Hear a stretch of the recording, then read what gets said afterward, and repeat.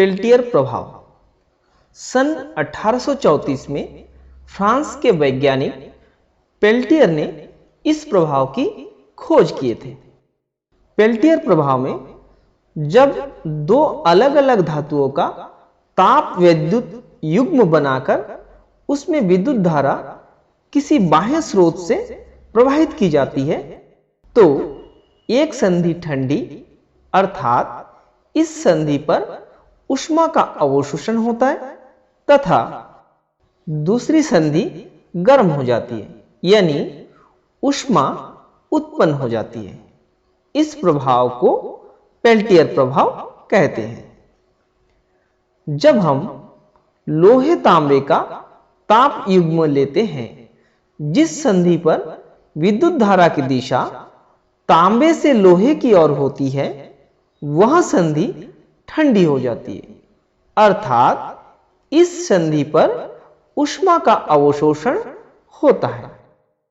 जिस संधि पर विद्युत धारा की दिशा लोहे से तांबे की ओर होती है, वह संधि गर्म हो जाती है, यानी इस संधि पर ऊष्मा उत्पन्न होती है।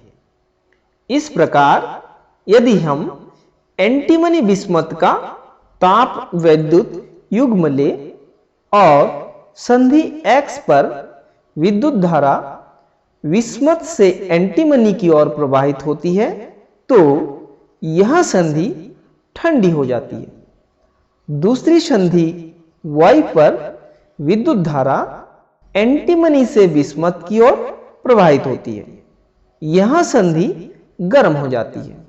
यदि विद्युत धारा के दिशा को बदल दे तो X संधि गर्म तथा Y संधि ठंडी हो जाती है, अर्थात यह एक उत्क्रमणी प्रभाव है। यह प्रभाव दिष्ट धारा से उत्पन्न होती है, प्रत्यावर्ती धारा से उत्पन्न नहीं होती है। चूंकि हम जानते हैं कि ताप विद्युत युग्म की संधियों पर संपर्क विभव का मान समान होता है।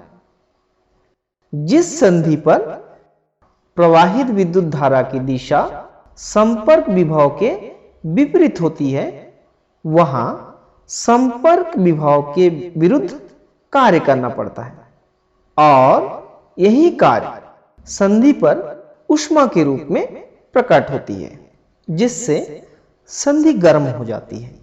जिस संधि पर विद्युत धारा संपर्क विभव की दिशा में प्रवाहित होती है, वहां पर संपर्क विभव के द्वारा कार्य किया जाता है। कार्य के लिए आवश्यक ऊर्जा संधि से ली जाती है, जिससे यह संधि ठंडी हो जाती है।